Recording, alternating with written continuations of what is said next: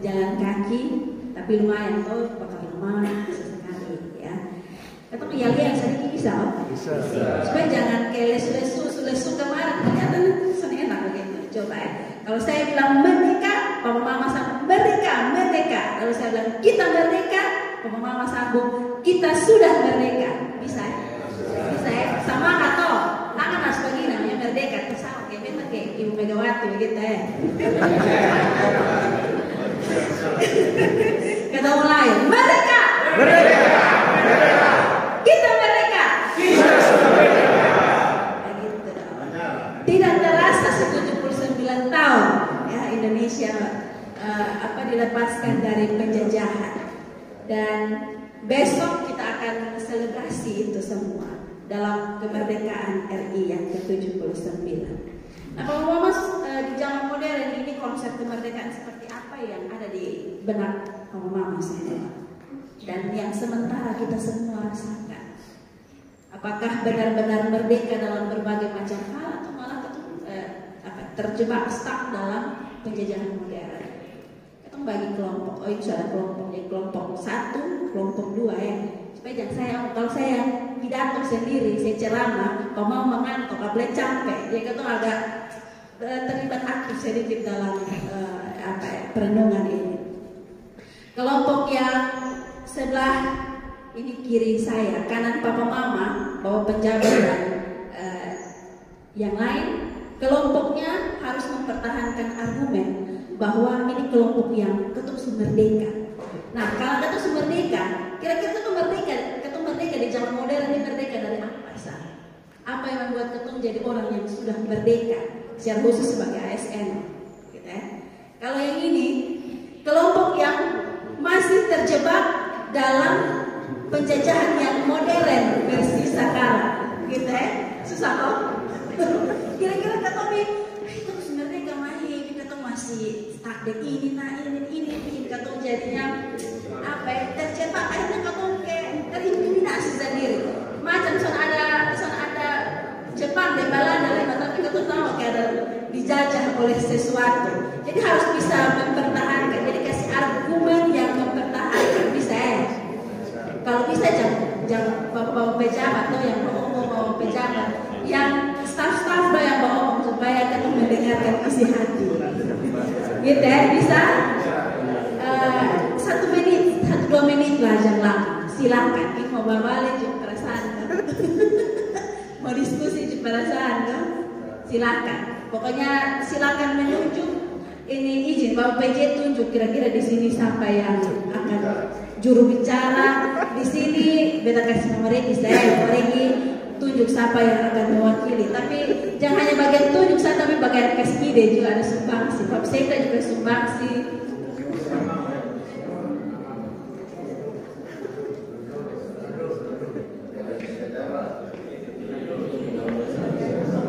Kira-kira ini ketuk merdeka benar-benar merdeka apa saya ketuk merdeka, dan itu kemerdekaan itu harus dipertahankan. Kalau ini ketuk masih stuck di sini, jadi ini kalau perlu bisa dikatakan merdeka ini begini.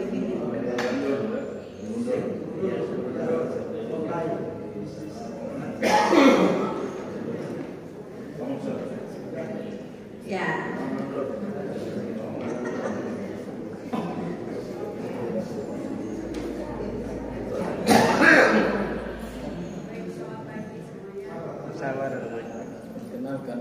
Perkenalkan dulu Ibu.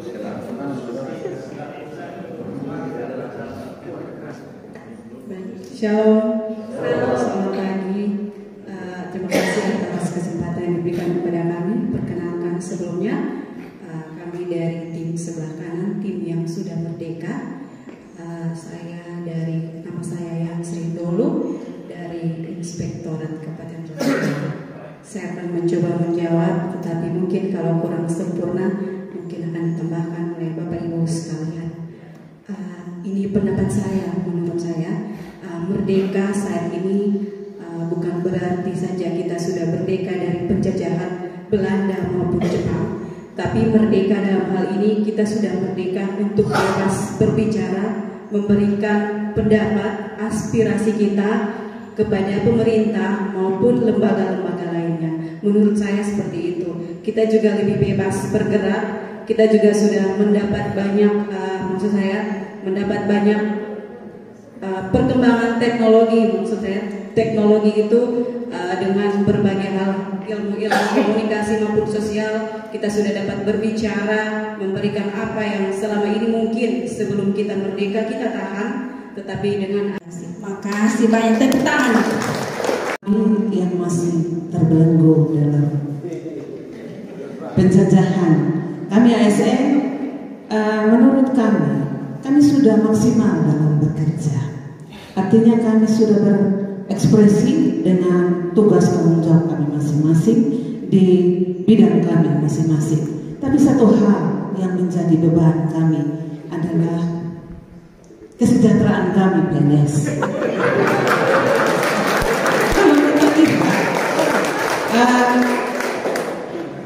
Kalau gaji sama ya, tapi TPP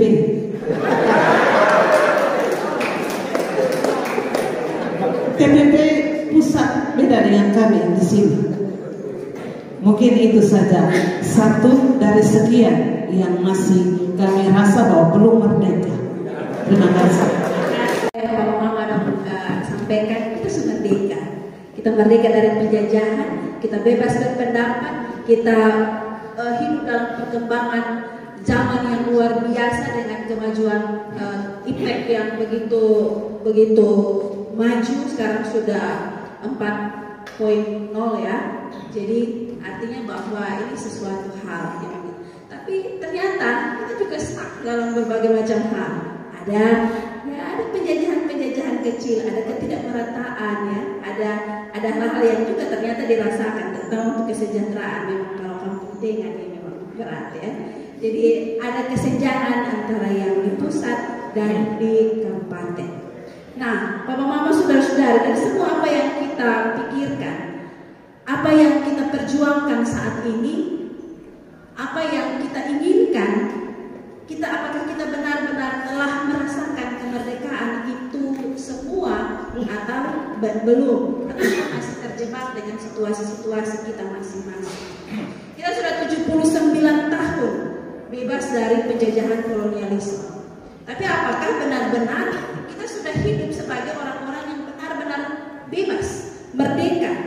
Atau jangan-jangan kita masih terjebak dalam kehidupan kita sebagai seorang aparatur sipil negara yang stuck dengan berbagai macam perkotak-kotakan, dengan berbagai macam kehidupan kita, dengan berbagai macam ketidakbebasan kita, dan seterusnya dalam melakukan berbagai macam tugas tanggung jawab kita. Di tengah-tengah itu kita juga belajar dari firman Tuhan dalam pembangunan kehidupan kita secara beriman. Kita pun perlu sebagai orang percaya merasakan hal yang sama, bahwa kita sudah merdeka, tetapi apakah kemerdekaan itu benar-benar memerdekakan iman kita kepada Kristus atau tidak? Nah, ini perayaan kemerdekaan yang kita rayakan, kita perjuangkan, yang telah diperjuangkan oleh para pahlawan, itu terjadi di masa lalu. Tetapi ada kemerdekaan modern yang terus harus kita perjuangkan, yang terus harus kita bangun dalam kehidupan kita, secara khusus dalam kehidupan pekerjaan, pelayanan kita sebagai seorang aparatur sipil negara. Kalau dari ayat yang ke-16, saya ambil ayat yang ke-16 saja sebagai poin perenungan kita. Ada dua hal yang kita renungkan. Yang pertama, kita disuruh untuk hidup sebagai orang merdeka dan jangan menyalahgunakan kemerdekaan itu untuk menyeluruhi kejahatan-kejahatan. Poin yang pertama. Lalu poin yang kedua adalah hiduplah sebagai hamba Allah. Ada yang kalau untuk poin pertama, ada yang kalau kita hari ini saya bercerita saja ya, saya ambil perenungan-perenungan dari kelas balik hidupnya orang-orang. Ada yang bercerita begini, kenapa dia ingin menduduki sebuah jabatan yang tinggi di tempat dia bekerja? Karena ketika ada di dalam jabatan-jabatan tertentu, kita punya salarinya lebih bagus, kita punya gajinya lebih oke, ya, punya kebebasan, punya kemerdekaan untuk mengatur bawahan, karena alasannya kita adalah atasan ya. Ada yang bilang begini, jujur. Ya, jujur, saya bosan bekerja dalam tekanan dan berpenghasilan pas-pasan. Ini statementnya. Karena baginya merdeka itu identik dengan kebebasan dan kekuasaan. Punya kewenangan untuk berlaku sesuka hati, termasuk mengatur orang lain dengan semau dirinya sendiri.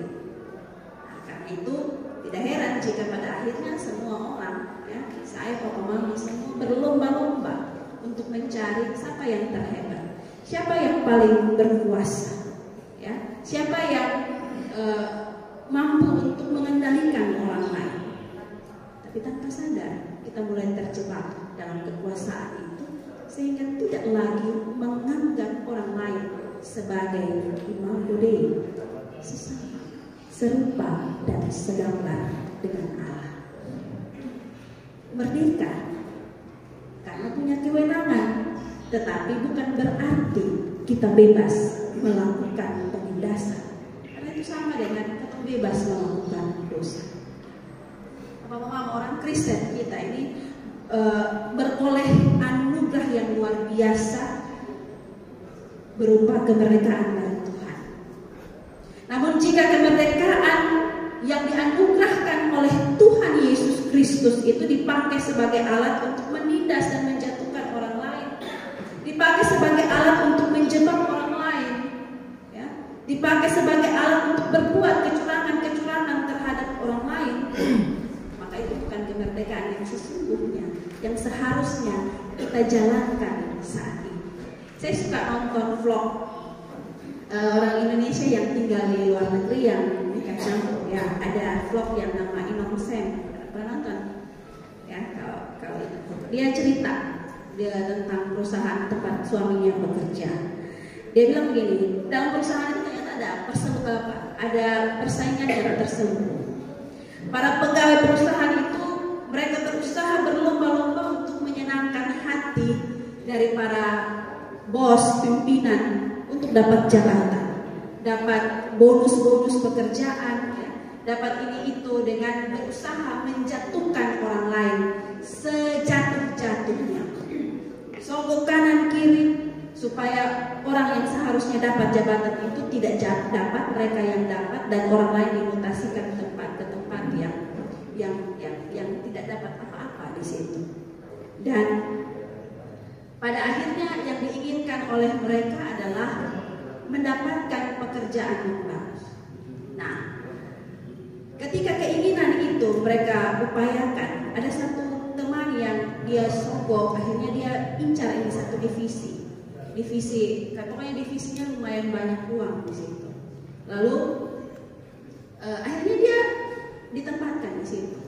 Nah, berjalannya waktu kurang lebih sekitar 6 sampai 1 tahun, dan divisi ini tidak berkembang dan hampir bangkrut, bahkan terancam untuk.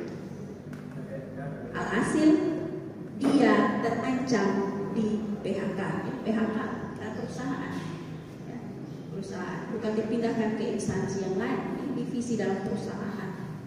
Pada akhirnya, jadi saya mau bilang, pada akhirnya ketika kita mendapatkan sesuatu dengan keserakahan kita, dengan upaya-upaya kelicikan kita bukan dapat yang baik. Kita hanya menghabiskan tenaga, waktu, uang, materi, ya, dan akhirnya kosong. Ini yang dinamakan merdeka. Tidak.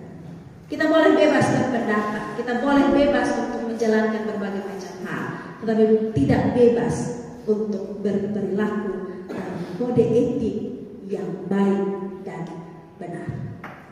Dan sebagai seorang aparatur sipil negara, sebagai seorang ASN, perlu ada dalam kehidupan kita, papa mama, dalam kawasan Kabupaten Rotendao. Bagaimana kita dalam kehidupan kita menerjemahkan kebebasan ini dalam rule-nya, dalam hal yang semestinya.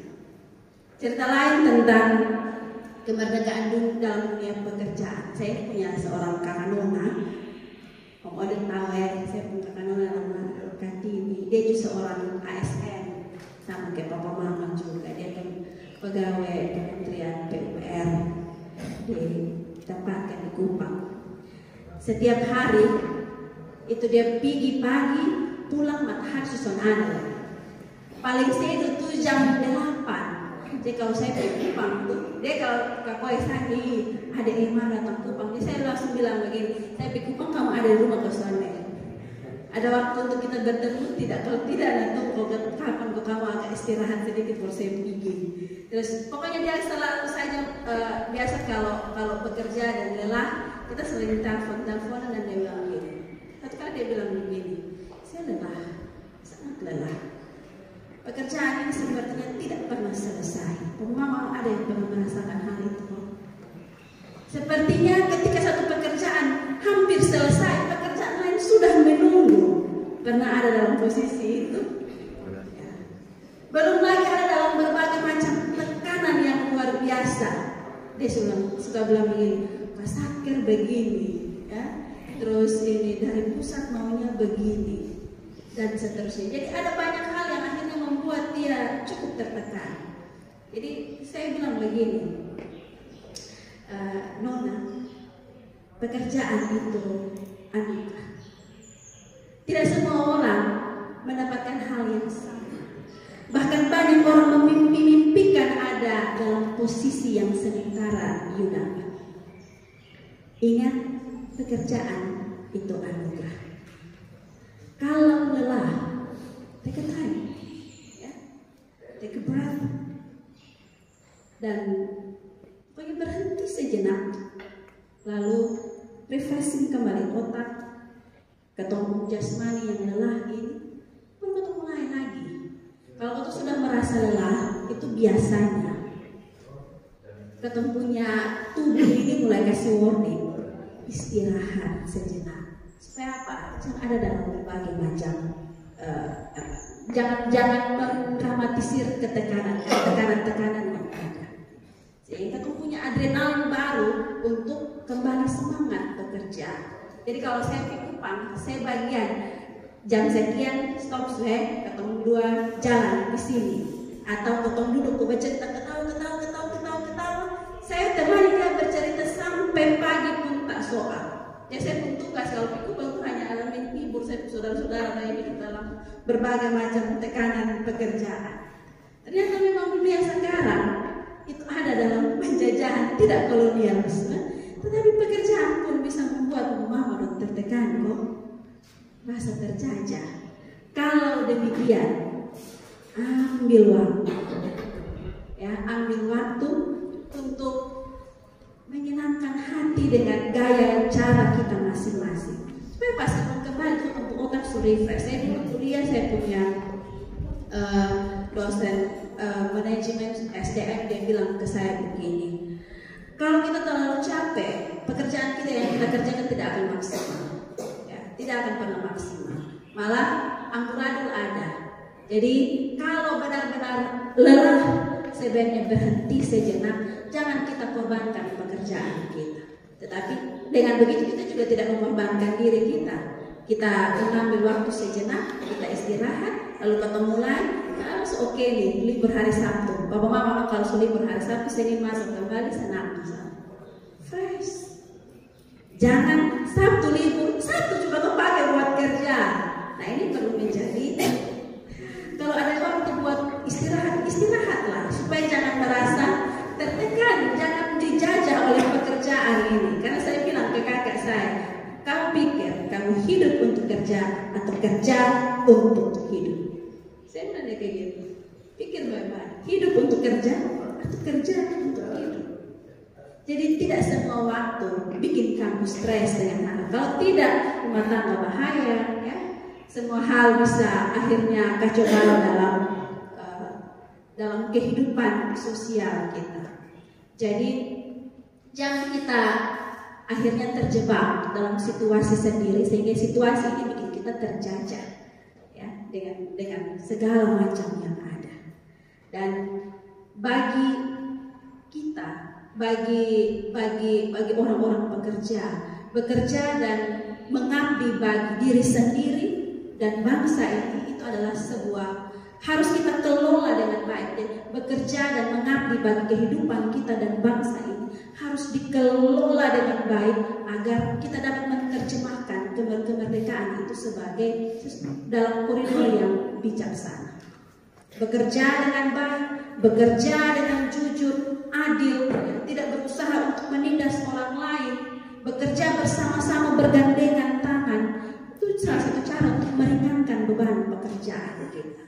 Kita tidak membuat diri kita stuck atau terjebak dalam kehidupan pekerjaan kita, tetapi menikmati pekerjaan ini sebagai anugerah. Pekerjaan ini sebagai anugerah yang datangnya dari Tuhan Sang Pemilik kehidupan. Kalau lelah, take your time, take a breath.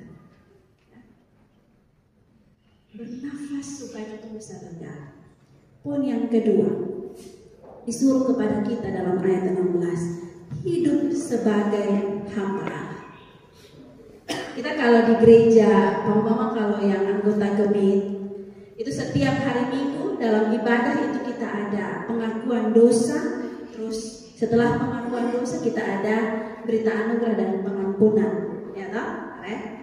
Nah, biasa setelah kita pulang dari kebaktian, kita sudah menerima anugerah pengampunan daripada Tuhan. Pasti di otak kita biasanya kita selega karena dosa kita sudah diampuni. Nah, kira-kira setelah diampuni, kita siap kosong nih, kita punya ruang dosa nih, akan diisi lagi ke sana. Diisi lagi dengan dosa-dosa yang lain. Nah, ini makanya ini yang jadi perenungan kita. Ya, saya berpikir oke juga ini ayat 16 ini mengingatkan kepada kita bahwa hidup kita ini adalah hamba Allah. Ya. Nah, kalau kita dibilang bahwa kita ini adalah hamba Allah, maka tujuan kita cuma satu, yaitu kalau sebagai hamba Allah kita harus menyenangkan dulu hati Tuhan kita. Nah, bagaimana cara kita menyenangkan hati Tuhan yang memberikan pengampunan itu bagi saya dan Papa Mama? Ya. Kita hidup sebagai orang yang bebas merdeka, tapi apakah kita bebas merdeka untuk melakukan semua hal termasuk dosa? Nah, ini ada satu cerita yang saya copy paste dari Google tentang sekelompok orang yang pergi makan di restoran. Jadi ada sekitar 6 orang, mereka pergi makan di restoran, dan yang melayani mereka ini seorang pelayan perempuan yang rupanya dia juga baru training. Ini baru mulai training. Lalu ada kejadian ketika semua makan telah diberikan, tiba-tiba yang pelayan training ini dia total semua harga dan total fee, dia total selisih kurang. Ini semula gugup selisih kurang nih mati. Kalau selisih lebih mungkin kita bisa kan sama itu, selisih lebih atau selisih kurang sama-sama tidak menyenangkan. Selisih kurang tidak enak bagi pemilik restoran, selisih lebih tidak enak bagi yang makan. Jadi sama-sama enak, sama-sama tidak enak dan tidak menyenangkan. Otomatis pasti ini pegawai yang baru magang ini, ya, dia dalam ketakutan dan kepanikan yang luar biasa. Tapi setelah itu diatasi oleh bos pemiliknya dan minta maaf. Dan ternyata ini 6 orang ini langsung pulang. Mereka masih duduk situ nongkrong, masih bisa rokok, minum kopi. Lalu mereka pesanlah minuman lagi. Nah, karena dia sudah bikin dan yang lain ini pelayan yang lagi training ini magang ini. Nah, karena dia sudah bikin kesalahan yang pertama, akhirnya kikuk mau pergi layani lagi. Jadi ketika dia pergi mengantar minuman, dia sungguh duluan, tangan sudah keringan toh. Pas angkat mau taruh gelas di meja ini jelas pecah, tumpah. Lalu dia pun kasih pucat. Tahu bikin apa ya? Ini orang yang dia layani, ini bos yang dia layani lagi. Sudah sana apa? Ambilkan lap dan lap bersihkan. Ini bos pergi dan minta maaf lagi. Minta maaf lagi untuk kesalahan kedua yang dilakukan oleh pelayan ini. Tapi ternyata ini pelayan ini dia punya perasaan bercampur aduk. dia masih tetap pucat, gamantar, ya, ketakutan karena ini mangkali di bosnya hanya marah pas ada ini, tenang pas ada pelanggan, saat ini dia sudah bersikat gitu ya. Jadi ada begitu banyak hal yang berkecamuk di dia punya otak. Namun yang menjadi pertanyaan yang membuat kita juga penasaran, bukan penasaran, tapi kira-kira menurut Papa Mama semua, ketika dia punya bos dan sudah son apa-apa, lebih amaikan lap dan lap kasih bersih. Kesalahan yang pertama ketika dia punya bos pergi dan minta maaf atas kesalahan hitung yang dilakukan oleh dia punya pelayan. Nah, kira-kira dia 2 kali mendapatkan pengampunan. Nah, apa yang seharusnya biasanya dilakukan oleh pelayan itu ketika sudah dimaafkan 2 kali? Menurut Papa Mama, ya, jangan bikin kesalahan yang ketiga kali. Ada yang lain ya? Malu, minta maaf dan seterusnya. Ya, pasti juga karena belajar dari kesalahan ini 2 kali, dia tidak ingin lagi melakukan kesalahan yang ketiga kali. Pasti dia akan berjuang supaya kesalahan itu tidak lagi terulang dan menjadi pengalaman yang berharga untuk diperbaiki. Ini juga terjadi di kita. Kalau kita sudah diampuni bukan hanya 2 kali, dan Papa Mama diampuni berulang-ulang kali. Amin kok. Maka jangan lagi mengisi ini kosong. Jadi memang ini menjadi catatan refleksi saya pribadi. Setiap kali saya berkhotbah, saya bilang, Tuhan, kita berdosa kosongnya omong ini. Dan kalau berdosa, Tuhan tolong ampuni mereka kita, supaya apa yang disampaikan ini dibiarkan bagi orang lain. Dan ketika Papa Mama bekerja dalam tugas tanggung jawab masing-masing, ingat kita adalah hamba Allah. Dan seorang hamba Allah penting untuk melayani Tuhan dalam setiap pekerjaan kita, di lingkup pelayanan kita masing-masing sebagai seorang hamba yang tidak lagi menyusahkan ibu bos. Sudah apa pengampunan 2 kali, 3 kali, 4 kali, ketemu berhenti sedikit tidak melakukan kesalahan yang sama. Jangan jatuh di dalam lubang berkali-kali, karena itu menunjukkan kebodohan kita. Papa Mama, itulah kenapa kasih Tuhan itu begitu luas. Sehingga ketika Tuhan Yesus menghadapi perempuan yang bersinah, dia bilang, pergilah dan jangan berbuat dosa lagi, mulai dari sekarang. Terakhir, mari kita hidup masing-masing. Kita mulai berrefleksi diri kita. Apakah saya, Papa Mama sudah yakin kita sudah menjadi orang-orang yang hidup dalam kemerdekaan? Dan apakah kita juga telah melakukan kemerdekaan itu pada tempat yang benar? Apakah kita melalui kemerdekaan itu kita melakukan tugas tanggung jawab kita sebagai hamba Allah yang telah dianugerahkan kepada kita secara cuma-cuma, termasuk pekerjaan yang kita terima, termasuk profesi kita dalam sebagai aparatur sipil negara? Mensyukuri itu semua atau belum? Karena kemerdekaan itu yang dirasakan oleh kita, seharusnya dimanapun kita berada, apapun profesi kita perlu belajar untuk bersyukur. Jangan buat pekerjaan sebagai sebuah penjajahan. Jangan buat ada dalam tekanan. Dan supaya kita jangan tertekan, ingat di dalamnya jangan terselip dosa. Kalau sudah bikin dosa pasti Papa tertekan. Pasti.